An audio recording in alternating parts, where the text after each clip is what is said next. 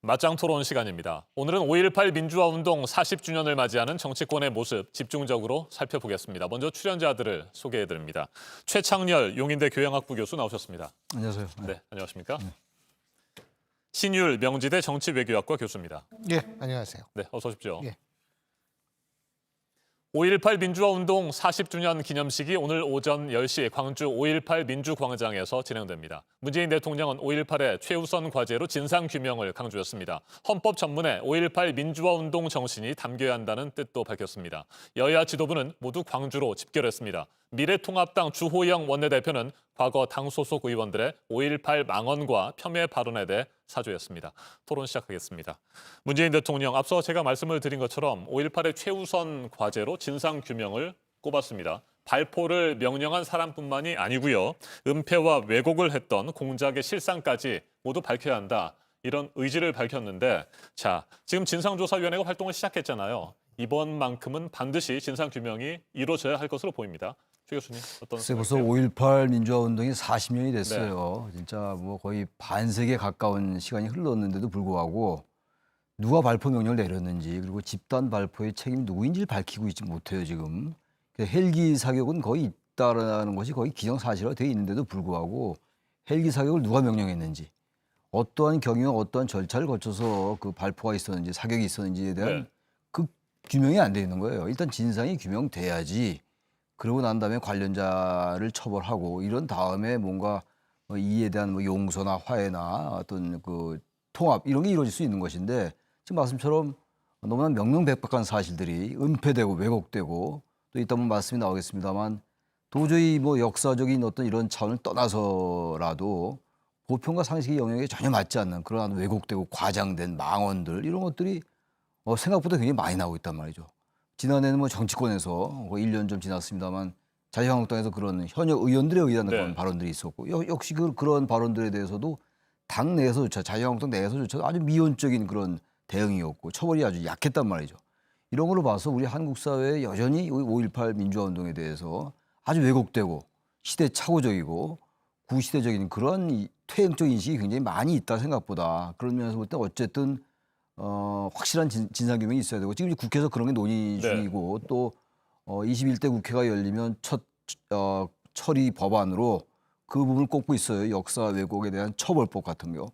이게 지금 전혀 안 되고 있단 말이에요. 그래서 이번에는 어쨌든 40주년이고 그러니까 반드시 진상규명을 위한 어떤 법 그리고 이제 진상조사위원회가 출범을 했습니다. 지금 지난 12일 날 그 진상조사위원회를 통해서 반드시 잘못된 것들을 바로잡을 필요가 있다고 생각합니다. 네, 신 교수님, 40년이 지났습니다. 정부의 진상규명 의지는 그 어느 때보다 명확하고 강력해 보입니다. 기대를 해봐도 되겠습니까? 뭐 일단은 뭐 아까 최 교수님께서 조목조목 네. 지적을 해주셨는데 첫째 이제 발포 명령을 누가 했는지 저는 근데 발포 명령, 헬기 사격 이런 거에 대한 진상 뭐 당연히 밝혀져야 되고 거기에 추가해서 저는 뭐라고 생각하냐면 그 당시에 이루어졌던 잔혹행위들이 있을 겁니다.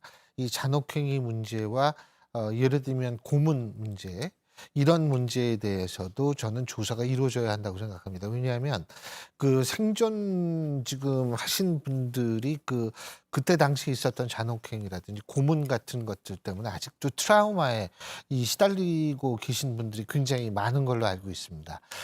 제가 볼 때에는 이분들에 대해서 이분들을 위해서라도 그리고 이 땅에 다시는 그런 불행한 역사가 반복되지 못하게 한다는 차원에서라도 이 부분에 대한 진상 규명도 명확히 해야 될 거라고 생각을 합니다. 11일 날 5.18 민주화운동 진상규명조사위원회가 현판식을 가졌습니다. 네. 근데 이제 제가 볼 때는 여기서 조사를 열심히 해야겠지만 가장 핵심적인 부분이 뭐냐면 강제 수사권이 늘 가질 수 있느냐 하는 부분이라고 저는 알고 있거든요. 근데 이게 지금 민주당 관계자도 언론 통해서 그런 얘기를 한 모양입니다만 이 강제 수사권이라는 것이 소위 말해서 상위법과의 어떤 불일치가 일어나지 않을까라는 그런 부분 때문에 지금 이 강제 수사권, 강제 조사권에 대해서 아직까지 그렇게 자신 있게 얘기할 수 있는 상황은 아닌 걸로 알고 있습니다. 더군다나 이제 미래통합당이죠. 미래통합당의 주호영 원내대표 같은 경우에는 법조인 출신이잖아요. 그러니까 법조인 출신의 입장에서 볼 때 이러한 강제 이 뭐죠? 진상 규명이라는 거에 대해서 제가 알기로는 찬성을 하고 있는 것으로 알고 있는데 문제는 강제 조사권 문제가 걸려 네. 있기 때문에 법조인으로서 이제 거기에 대한 고민이 전 좀 있을 거라는 생각은 듭니다. 네, 강제 조사권이 필요한 것은 뭐 5.18과 관련된 많은 사람들에 대한 조사가 반드시 이루어져야 하기 때문이기도 하지만 제일 중요한 건 전두환 씨 아니겠습니까? 아니, 제가 네. 한 가지만 더요. 이 전두환 씨와 전두환 씨 그 관련자들 있지 네. 않습니까? 전두환 씨와 관련자들이 지금 그래도 이제 존재할 때 그때 빨리 이거를 어떻게든 진상 규명을 하지 않으면 뭐 이건 완전히 역사에 묻혀버리게 되는 결과가 나오거든요. 그러니까 네. 제가 볼 때 그런 부분 때문이라도 상당히 사회적인 고민이 있어야 될 거라고 봅니다. 네. 강제 조사권에 대해서. 그런데 현행 특별법만 가지고는 전두환 씨 등이 조사에 응하지 않는다고 하더라도 뭐 어떻게 강제 구인할 수 있는 방법이 없기 때문에 강제 조사권이 필요하다 이런 의견입니다. 일단 더불어민주당 177석의 거대 여당이 됐잖아요. 네. 지금 상황이라고 한다면 특별법 개정도 충분히 가능할 것 같은데 이 부분은 어떻게 저 어떠한 형태로든 예상하세요? 간에 특별법을 개정해서든 아니면 이제 진상규명조사위원회에 그런 이제 강제권을 부여하든 뭐 그런 건 이제 논의를 하면 되겠죠. 어떤 형태로든 간에 이루어져야 됩니다. 지금 전두환 씨는 여전히 시민군을 뭐 이제 무장 폭동으로 보는 시각을 가지고 있어요. 시민군들이 총을 가지고 계엄을 쏜 행위를 민주화운동으로 볼 수 없다라는 게 기본적인 인식이거든요. 네. 전두환 씨나 전두환 씨 측근들의 인식이기 때문에 현재 5.18 특별법까지는 이게 안 되는 거 아니에요. 물론 이 비유가 맞는지 모르겠는데 해방 직후에 반민족행위 특별조사위원회가 있었어요. 반민족행위 특별법에 의한 그런 조사위원회였는데 그 조사위원회는 그런 수사권도 있었어요. 근데 지금은 그것과 똑같이 수사권을 부여해라라는 건 좀 어렵다 하더라도 특히 압수수색 같은 거 이런 것들을 부여하는데 지금 우리 신 교수님 말씀처럼 법률적인 체계의 문제는 따를 수 있을 겁니다. 그럼에도 불구하고 충분히 적극적으로 그런 쪽을 이제 우리가 생각한다면 직접적으로 진상조사위원회에다가 압수수색권을 부여하지 않는다 하더라도 네. 검찰의 압수수색과 같이 어떤 협조 체제를 유지한다든지 아무 통화에 지금보단 진전된 어떤 그러한 방법을 강구해야 됩니다. 그렇지 않고서야 지금 40년 전에 일어난 일이고 너무나 우리 역사의 그 민주화 운동을 위해서 희생한 사람들, 희생한 시민들의 저항이었고 자유와 정의와 진실을 세우기 위한 그런 운동이었는데 여전히 지금 전직 대통령이라는 사람이 그 부분을 폄훼하고 있고 말이죠. 현역 의원들이 폄훼하고 있고 그렇다면 그야말로 이런 엄중한 인식을 가지고 그 한가하다는 표현까지 뭐 할지 모르겠는데 한가하게 지금 무슨 법률 책을 딴 때가 아니다 네. 이런 얘기예요. 너무나 명백한 진실을 가지고 북한군 개입설을 주장하는 사람이 여전히 존재하고 있고 말이죠. 5.18 유공자 집단이 괴물 집단이라고 얘기하는 사람이 여전히 있고 이런 상황 속에서 그 진상조사위원회도 그렇고 5.18 특별법도 그렇고 이번에는 어쨌든 간에 이게 무슨 보수와 진보의 문제도 아니고 진영 간의 문제도 더욱더 아니거든요. 그래서 어쨌든 이걸 법적 수단을 통해서 이 부분을 강제하고 진상을 규명할 수 있는 길에 한 걸음 더 가까이 갈 수 있는 방법을 모색해야 된다고 생각을 합니다. 네.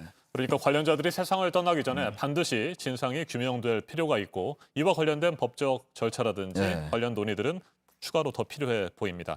자, 미래통합당의 상황을 좀 한번 살펴볼까요? 미래통합당의 주호영 원내대표 지난 16일에 입장문을 발표했습니다. 오해와 논란이 다시 반복돼서는 안 된다면서 5.18 망언에 대해서 사죄의 뜻을 밝혔습니다. 어제 광주를 찾은 유승민 의원도 관련 사죄를 했는데 미래통합당의 잇따른 사죄 뭐 진정성이 있다고 보세요? 어떻게 보십니까?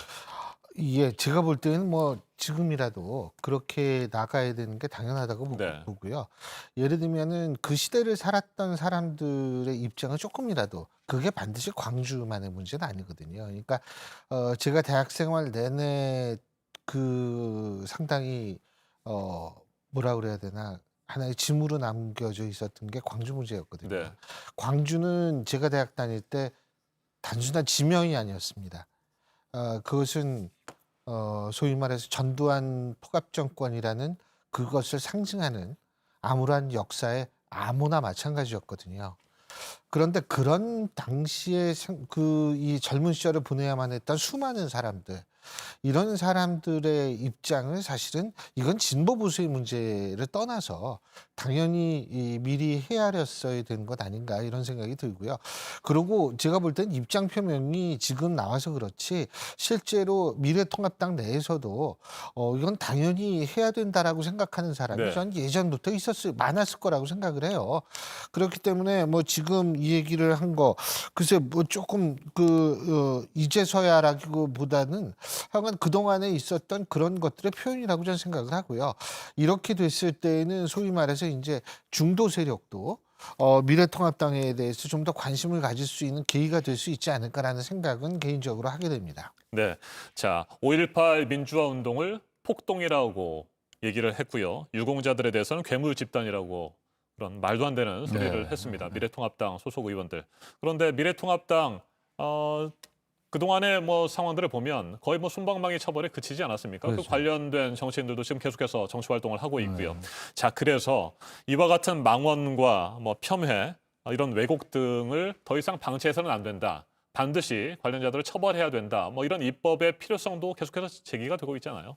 그거 뭐 당연한 거죠. 근데 지금 21대 국회에서 첫 번째로 그 법안을 처리하자라는 게 지금 더불어민주당의 당선인들의 얘기예요. 특히 이제 광주 전남 지역의 당선인들 중심으로 그 얘기가 네. 나오고 있는데 이건 어느 지역을 떠나서 반드시 이루어져야 되는 건데 지금 미래통합당이 원칙적으로는 찬성하고 있어요. 역사 네. 왜곡 처벌법 5.18 관련된 여러 가지 망언들이나 이런 것들에 대한 처벌을 하겠다라는 건데 역시 이 부분은 또 이제 법률적인 문제가 나올 수는 있겠죠. 어쨌든 입법의 문제이기 때문에 진상규명조사위원회에다가 어느 정도까지의 권한을 부여하느냐의 어떤 실무적인 문제가 있습니다만 글쎄 21대 국회 개원해가지고 미래통합당이 이런 부분들에 대해서 어떤 입장을 보이냐가 그야말로 이제 미래통합당이 그 어떤 4.15 총선 때 참패했음에도 불구하고 일어날 수 있는 그런 하나의 그 단초를 열어갈 수 있느냐 네.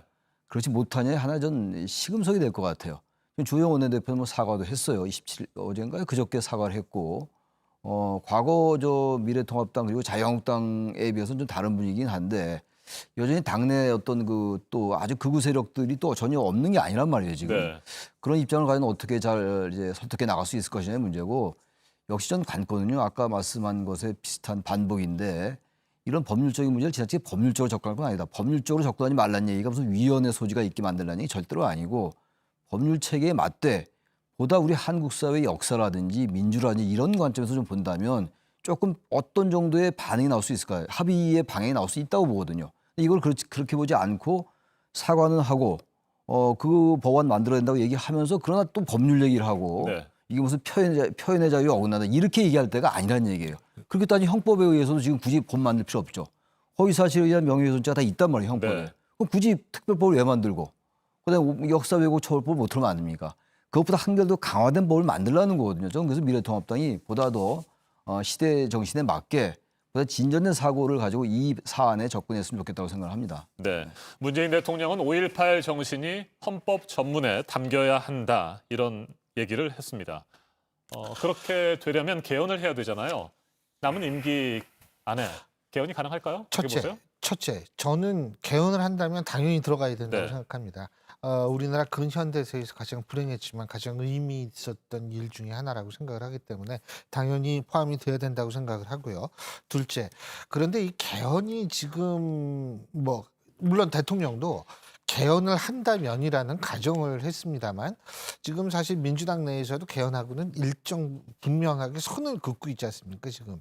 근데 이제 사실 전 그거 여러 가지가 좀 있다고 생각해요. 첫째로 제가 개헌과 관련해서 생각하는 게 임기 보통 4년 차 이상이 됐을 때에는 과거 정권에서도 개헌 얘기가 많이 나왔어요. 네.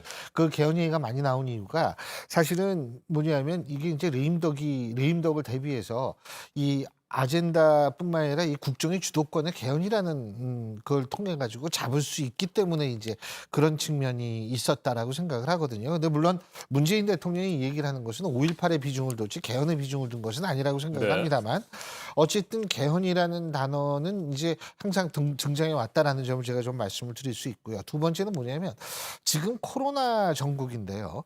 이 코로나 상황이 언제 끝날지 사실 모르고 코로나뿐만이 아니고 코로나에서 파생되는 경제 위기가 이게 지금 시작이라는 시각이 굉장히 많은데 네.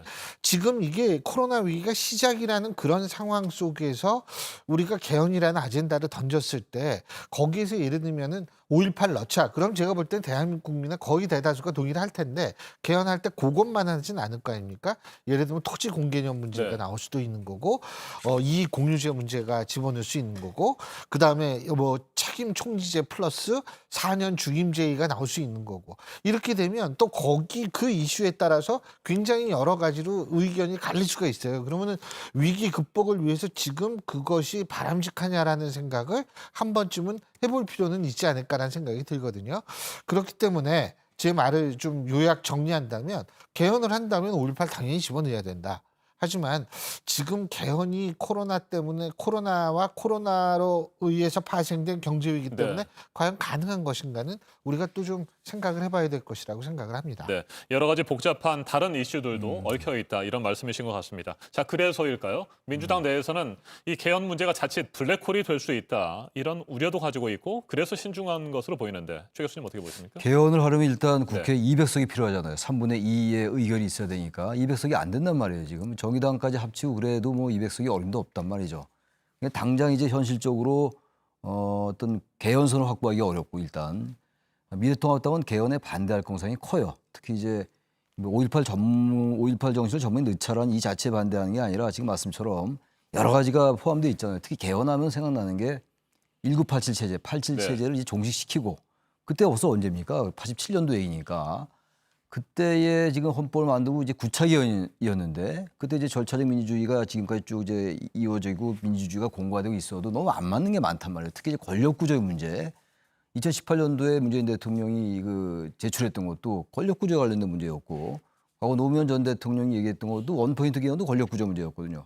근데 권력 구조를 빼고 개헌을 얘기하기는 어렵거든요. 근데 권력 구조 얘기 나오면 이제 아까 말씀처럼 헌법 119조에 있는 경제 민주화에 관련된 또 여러 가지 관련된 헌법 개정도 나올 수 있을 것이고, 또 영토 정화 문제도 나올 수 있을 것이고, 굉장히 첨예한 문제가 나오기 때문에 그야말로 이제 코로나19도 일부지만 이 코로나19 이후에 뭐 한국판 뉴딜 얘기도 나오고 복잡하잖아요, 지금. 게다가 대선 2년 후에 있기 네. 때문에 이 상황 속에서 과연 개헌 논의가 지금 말씀처럼 블랙홀이 될 수밖에 없어요. 과연 그러면 경제 위기도 그렇고 해낼 수 있을 것인가라는 그런 어떤 현실적인 문제는 분명히 있다고 생각이 됩니다. 알겠습니다. 저희가 이제 토론을 마무리할 시간이고요. 끝으로 질문 하나만 두 분께 드리도록 하겠습니다. 오늘 5.18 민주화운동 40주년입니다. 네. 이 40주년이 갖는 의미, 역사적 의미 뭐가 있을까요?